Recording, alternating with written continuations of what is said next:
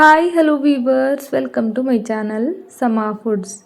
ಇವತ್ತಿನ ವಿಡಿಯೋದಲ್ಲಿ ಒಂದು ಡಿಫ್ರೆಂಟ್ ಆಗಿರೋ ಬೆಂಡೆಕಾಯಿ ಗ್ರೇವಿನ ಹೇಗೆ ಮಾಡೋದು ಅಂತ ನೋಡೋಣ. ತುಂಬಾ ಚೆನ್ನಾಗಿರುತ್ತೆ, ಮಿಸ್ ಮಾಡದೆ ಟ್ರೈ ಮಾಡಿ. ಮೊದಲಿಗೆ ಒಲೆ ಮೇಲೆ ಒಂದು ಬಾಣಲೆನ ಇಟ್ಕೊಂಡಿದ್ದೀನಿ. ಇದಕ್ಕೆ 1/4 ಕಪ್ ಆಗುವಷ್ಟು ಶೇಂಗಾನ ಸೇರಿಸಿ ಅದನ್ನು ಚೆನ್ನಾಗಿ ಹುರಿದು ಒಂದು ಕಪ್ಪಲ್ಲಿ ತೆಗೆದು ಸೈಡಲ್ಲಿ ಎತ್ತಿಟ್ಕೊಳ್ತೀನಿ. ಇದಾದ ನಂತರ ಅದೇ ಬಾಣಲೆಗೆ 1 ಚಮಚ ಎಣ್ಣೆನ ಸೇರಿಸ್ತಾ ಇದ್ದೀನಿ. ಎಣ್ಣೆ ಬಿಸಿಯಾದ ನಂತರ 1/4 kg ಆಗುವಷ್ಟು ಬೆಂಡೆಕಾಯಿನ ಚೆನ್ನಾಗಿ ತೊಳೆದು ಬಟ್ಟೆಯಿಂದ ಒರೆಸಿ ಸ್ವಲ್ಪ ಉದ್ದುದ್ದಕ್ಕೆ ಕಟ್ ಮಾಡ್ಕೊಂಡು ತಗೊಂಡಿದ್ದೀನಿ. ನಿಮಗೆ ಹೇಗೆ ಬೇಕೋ ಹಾಗೆ ಕಟ್ ಮಾಡ್ಕೊಳ್ಬೋದು. ಆದರೆ ಈ ಥರ ಗ್ರೇವಿನ ಮಾಡಿದಾಗ ನಾನು ಈ ಥರ ಬೆಂಡೆಕಾಯಿನ ಸ್ವಲ್ಪ ಉದ್ದುದ್ದಕ್ಕೆ ಕಟ್ ಮಾಡ್ಕೊಂಡು ತಗೊಂಡಿರ್ತೀನಿ. ಈಗ ಈ ಬೆಂಡೆಕಾಯಿನ ಎಣ್ಣೆ ಜೊತೆಗೆ ಸೇರಿಸಿ ಆ ಲೋಳೆ ಅಂಶ ಎಲ್ಲ ಹೋಗೋವರೆಗೂ ಸ್ವಲ್ಪ ಹೊತ್ತು ಚೆನ್ನಾಗಿ ಹುರಿದು ಒಂದು ಪ್ಲೇಟಲ್ಲಿ ತೆಗೆದು ಸೈಡಲ್ಲಿ ಎತ್ತಿಟ್ಕೊಳ್ಬೇಕು. ಈಗ ಇದನ್ನು ಹುರಿದಿದ್ದಾಗಿದೆ. ಅದೇ ಬಾಣಲೆಗೆ ಮತ್ತೆ 2 ಚಮಚ ಆಗುವಷ್ಟು ಎಣ್ಣೆನ ಸೇರಿಸ್ತಾ ಇದ್ದೀನಿ. ಎಣ್ಣೆ ಚೆನ್ನಾಗಿ ಕಾದ ನಂತರ ಅರ್ಧ ಚಮಚ ಸಾಸಿವೆ, ಅರ್ಧ ಚಮಚ ಜೀರಿಗೆ, 1 ಬ್ಯಾಡಗೆ ಒಣಮೆಣಸು, 1 ಹಸಿರು ಮೆಣಸಿನ್ಕಾಯಿನ ಸೇರಿಸ್ತಾ ಇದ್ದೀನಿ, 2 ಕಡ್ಡಿ ಕರಿಬೇವು.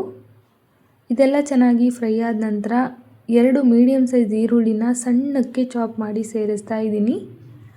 1.5 ಚಮಚ ಆಗುವಷ್ಟು ಶುಂಠಿ ಬೆಳ್ಳುಳ್ಳಿ ಪೇಸ್ಟು. ಇದೆಲ್ಲನೂ ಹಸಿ ವಾಸನೆ ಎಲ್ಲ ಹೋಗಿ ಕಲರ್ ಚೇಂಜ್ ಆಗೋವರೆಗೂ ಚೆನ್ನಾಗಿ ಬಾಡಿಸ್ಕೊಳ್ಬೇಕು. ಈಗ ನೋಡಿ ಒಂದು 2-3 ನಿಮಿಷ ಆಗಿದೆ. ಈರುಳ್ಳಿ ಎಲ್ಲ ಚೆನ್ನಾಗಿ ಫ್ರೈ ಆಗಿದೆ. ಈಗ ಇದಕ್ಕೆ ಅರ್ಧ ಚಮಚ ಆಗುವಷ್ಟು ಅರಿಶಿನದ ಪುಡಿನ ಸೇರಿಸ್ತಾ ಇದ್ದೀನಿ. ಜೊತೆಗೆ 1 ಚಮಚ ಧನಿಯಾ ಪುಡಿ, ಅರ್ಧ ಚಮಚ ಹೋಮ್ ಮೇಡ್ ಗರಂ ಮಸಾಲ, 1 ಚಮಚ ಅಚ್ಕಾರದ ಪುಡಿ. ಇದೆಲ್ಲ ಮಸಾಲೆಗಳನ್ನು ಸೇರಿಸಿ ಈರುಳ್ಳಿ ಜೊತೆಗೆ ಮತ್ತೊಂದು ಸಲ ಚೆನ್ನಾಗಿ ಫ್ರೈ ಮಾಡ್ಕೊಳ್ಬೇಕು.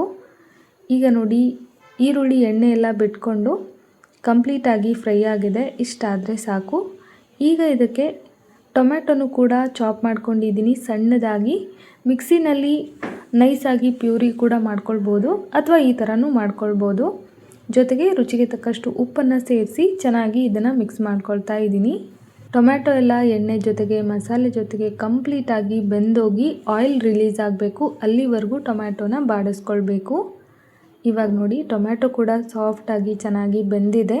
ಸುತ್ತ ಎಣ್ಣೆ ಕೂಡ ಬಿಟ್ಕೊಂಡು ಬರ್ತಾ ಇದೆ. ಈಗ ಶೇಂಗಾನ ಹುರಿದಿಟ್ಕೊಂಡಿದ್ವಲ್ಲ ಅದನ್ನು ಪುಡಿ ಮಾಡಿ ಸೇರಿಸಬೇಕು. ಈ ಶೇಂಗಾ ಪೌಡರ್ನ ಹಾಕೋದ್ರಿಂದ ರುಚಿ ತುಂಬ ಚೆನ್ನಾಗಿರುತ್ತೆ.